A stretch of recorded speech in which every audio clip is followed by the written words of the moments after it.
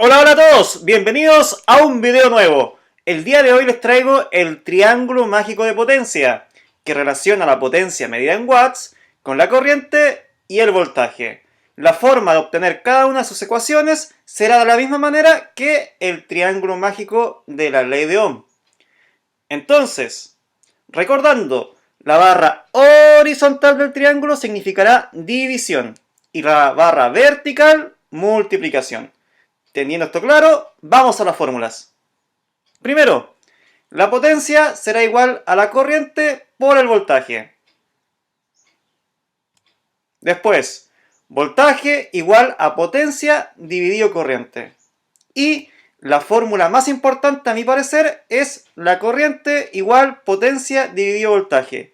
¿Y por qué la más relevante? Bueno, porque la potencia será un dato de placa de los artefactos eléctricos, como por ejemplo un televisor, un refrigerador o simplemente la potencia que viene en una ampolleta.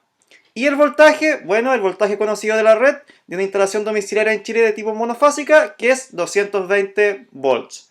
Entonces, sabiendo esto, nosotros lo calcularemos y vamos a anticiparlos de alguna forma a la lectura del multitester o el amperímetro de tenazas. Y nos va a servir, por ejemplo, para una capacidad de una protección, etc.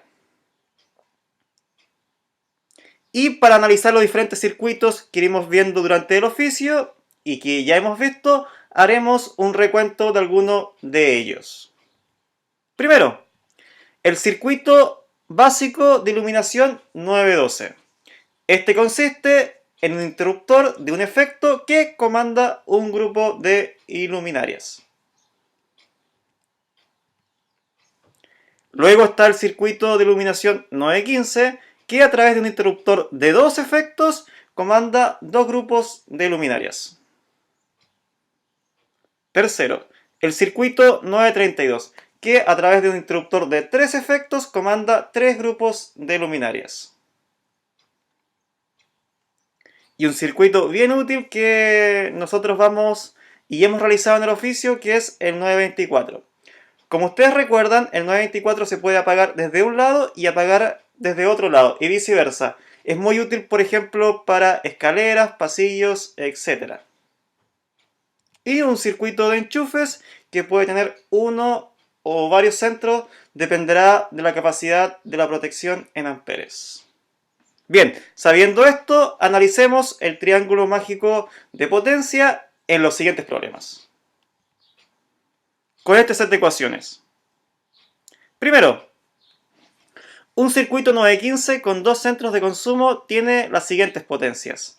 Ampolleta 1, 75 watts y ampolleta 2, 100 watts. ¿Cuál es la corriente total del circuito 915? Bueno, primero que todo, ubicamos cuál es la fórmula que nos sirve. Como vemos, es la fórmula de la corriente del triángulo mágico de potencia, que es igual a potencia dividido voltaje.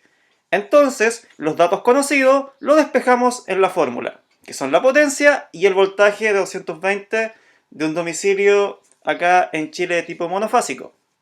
Entonces, seguimos.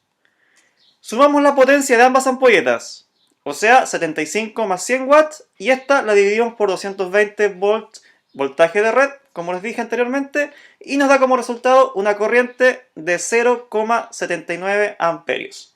Esta después, por ejemplo, nosotros podemos armar el circuito 915, instalar dos ampolletas de 75 y 100 watts y corroborar este dato de 0,79 amperes yendo a medir con el amperímetro de tenazas en la caja de derivación, como recordarán. Es muy fácil, ¿verdad? Es solamente ir aplicando los datos que conocemos en la fórmula. Y después, cuando estemos montando los circuitos, viendo si esto es así. Caso 2. Un circuito de enchufes posee 6 centros de 150 watts cada uno, según norma chilena 4-2003. ¿Cuál es la corriente total del circuito de enchufes? Bueno, aquí es la misma situación. Ubicamos la fórmula que nos sirve para despejar el problema que nos solicita. Es la corriente, que es igual a potencia dividido voltaje. Y en este caso son 6 centros de 150 watts, lo cual multiplicamos 6 por 150. Eso nos da la potencia total y la dividimos por el voltaje del domicilio, que es 220 volts de tipo monofásico. Esto nos da una corriente total en ese circuito de 4,09 amperes. Esto es muy útil y muy práctico de utilizar, ya que nos va a servir mucho, pero mucho durante el transcurso del oficio. Ahora bien, pese a todo ello, quisiera hacerle un alcance. Estos datos y estas fórmulas solamente nos servirán cuando estemos en aplicaciones en corriente continua y para el caso de corriente alterna solamente para cargas de tipo resistivas. Porque si tenemos otro tipo de cargas en corriente alterna como de tipo inductivas, las fórmulas variarán un poco en su configuración. Pero no se preocupen, ya que esto lo iremos viendo paso a paso y qué mejor que en un siguiente video que será sobre la corriente alterna y corriente continua, como me pidieron algunos la última vez que nos vimos, para analizar estos problemas. ¿Qué sucede cuando es una carga resistiva en corriente alterna y una carga de tipo inductiva como ejemplo? Y la compararemos qué pasa con la corriente continua. Que a todo esto son las fórmulas que hemos venido viendo últimamente.